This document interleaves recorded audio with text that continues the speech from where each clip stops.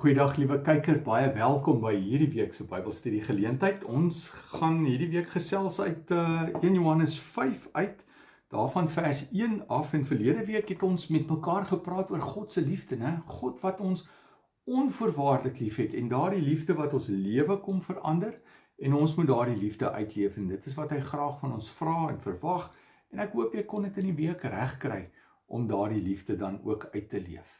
Maar voordat ons verder gaan, kom ons sit so en dan sluit ons die oë. Vader, baie dankie dat U in hierdie week ook ons begelei het en saam met ons was vir die liefde.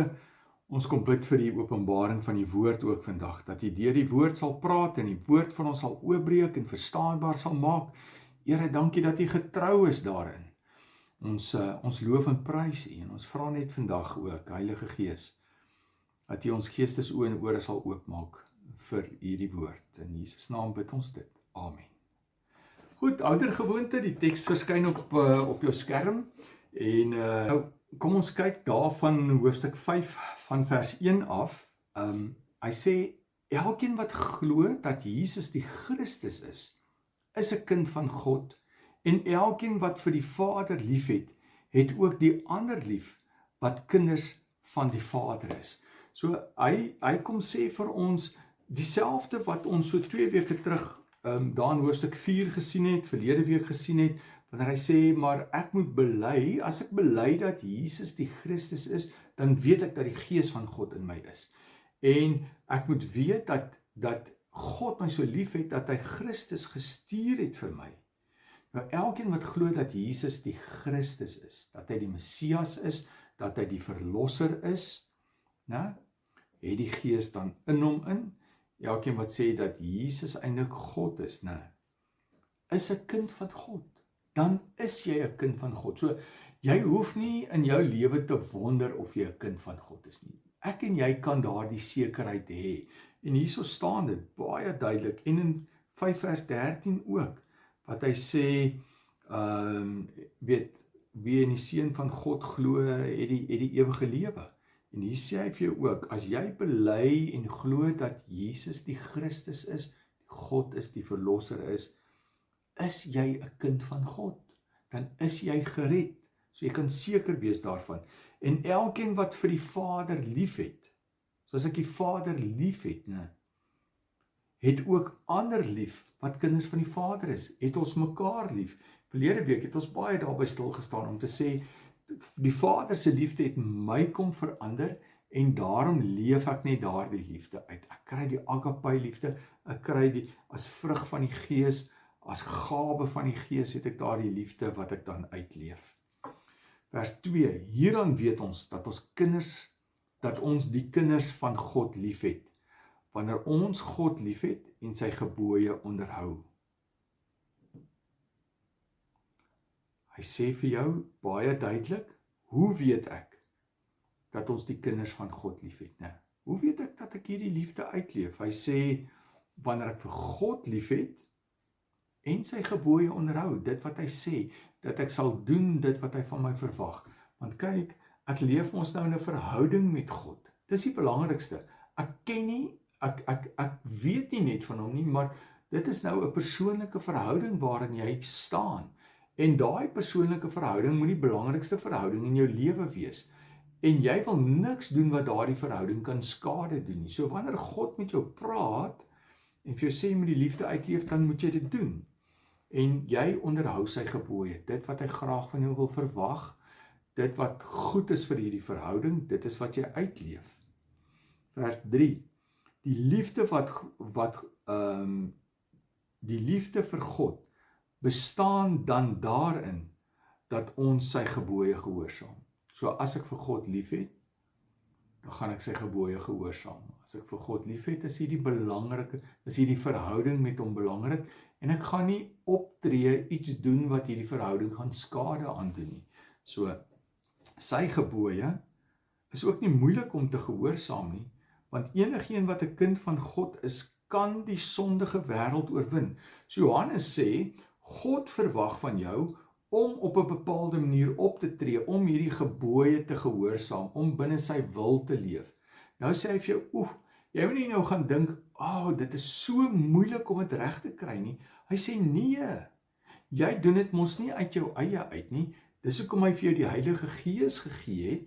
Dis wat in die ander gedeelte staan. Dit kan jy gaan lees daar in Johannes 14, Johannes 16, dat die Gees vir ons gegee is om ons te help ook, om ons te begelei.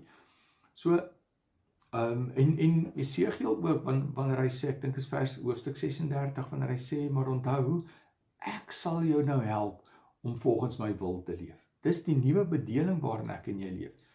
Ek kan dit nie uit jou eie uit reg kry nie. En dis hoekom hy hier sê, dis nie moeilik om God se wil te gehoorsaam nie. Om hierdie gebooie te gehoorsaam nie, want jy doen dit nie uit eie krag uit nie, né? So, hy sê dis in vers 3b, sy gebooie is nie moeilik om te gehoorsaam nie, want enige een wat 'n kind van God is, hoor dit, wat sê hy van jou? Kan die sondige wêreld oorwin. Hoe kan ek en jy die sondige wêreld oorwin? Hierdie koninkryk van hierdie wêreld, met al sy aanslae na jou toe. Die Gees wat in jou is, het ons so 2 weke terug by stilgestaan wat vir jou gesê het. Onthou, dis daar in 1 Johannes 4, wat hy vir jou sê, jy weet, wat hy vir jou gesê het, jy weet, die Gees wat in jou is sterker as dit wat in die wêreld is. So dit moet jy weet. So, en Christus het klaar die wêreld oorwin.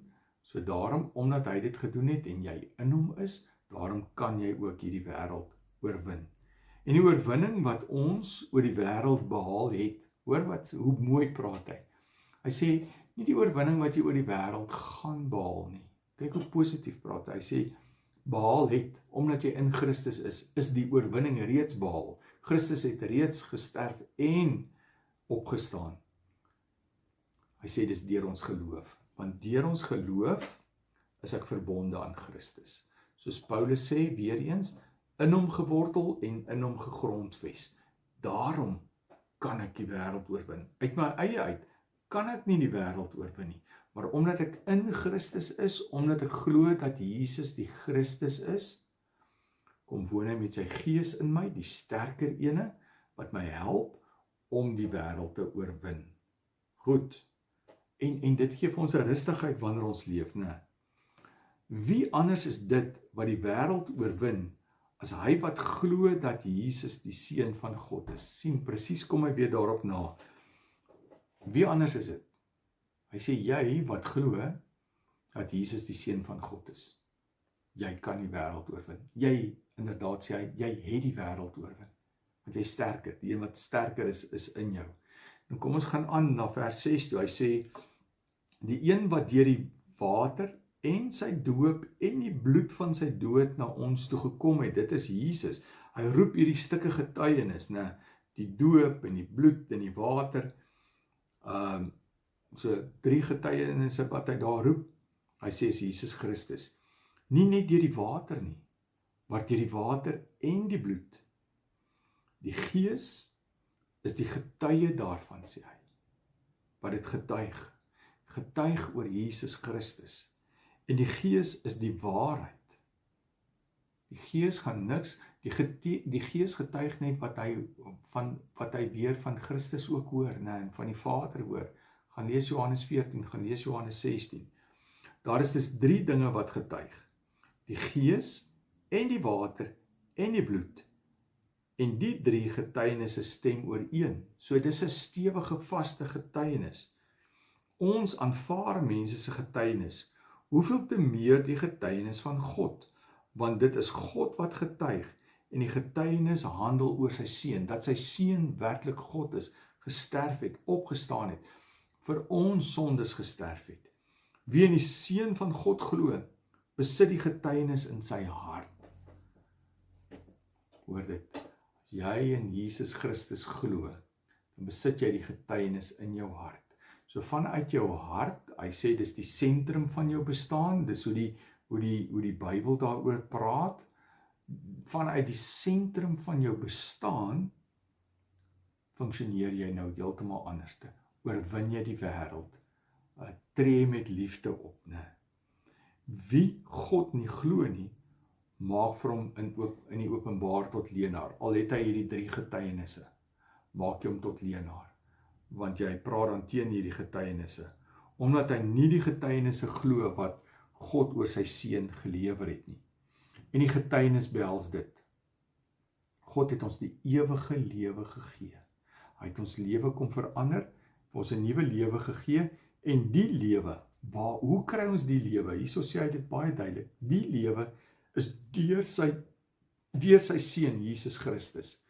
Wie die seun het die lewe, het daai nuwe lewe. As ek in die seun glo, het jy die nuwe lewe.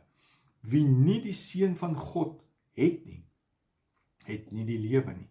As ek nie die seun van God glo nie, het ek nie daai lewe nie.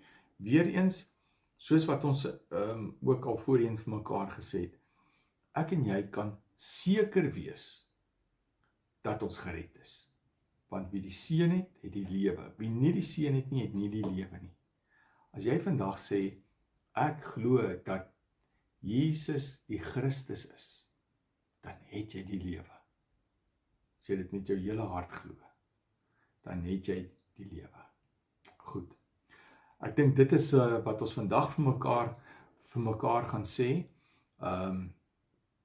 En mag jy in hierdie week ook hierdie stuk getuienis gaan uitleef, dat Jesus die Christus is, dat mense kan sien jy het die lewe, en dan sê hy ook vir jou, gaan leef in gehoorsaamheid aan Christus, gaan leef, gaan onderhou die gebooie, soos wat hy hierso vir jou sê in vers 2, onderhou die gebooie, want in die onderhoud van die gebooie, sien mense ook weer eens, aan wie jy behoort.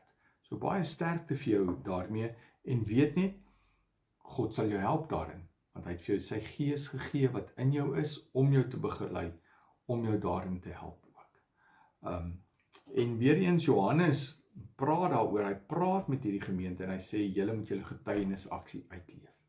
Miskien is dit ook tyd dat ons in hierdie wêreld regtig waar ons getuienisaksie uitleef, en nie net sê in Suid-Afrika, of waar jy ook al jouself bevind, jy is 'n gelowige nie.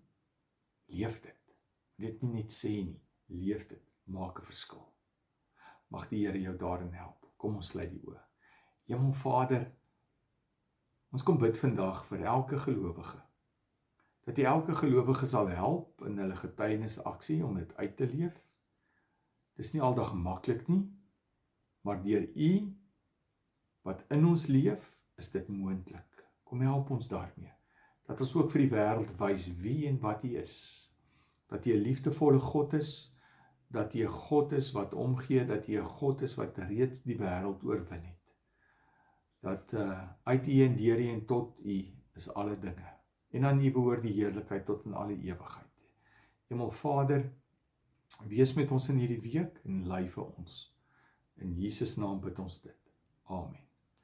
My gebed dat jy in hierdie week dan werklik waar in jou in die onderhou van God se gebooie om te leef soos wat hy van jou vra, dat jy daardeur 'n verskil en 'n impak gaan maak in hierdie wêreld.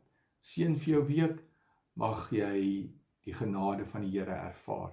As die Here wil, gaan ons volgende week klaarmaak met 1 Johannes, en ons gaan gesels bietjie oor voorbidding, en wat behels voorbidding, en dat ons die ware God ken.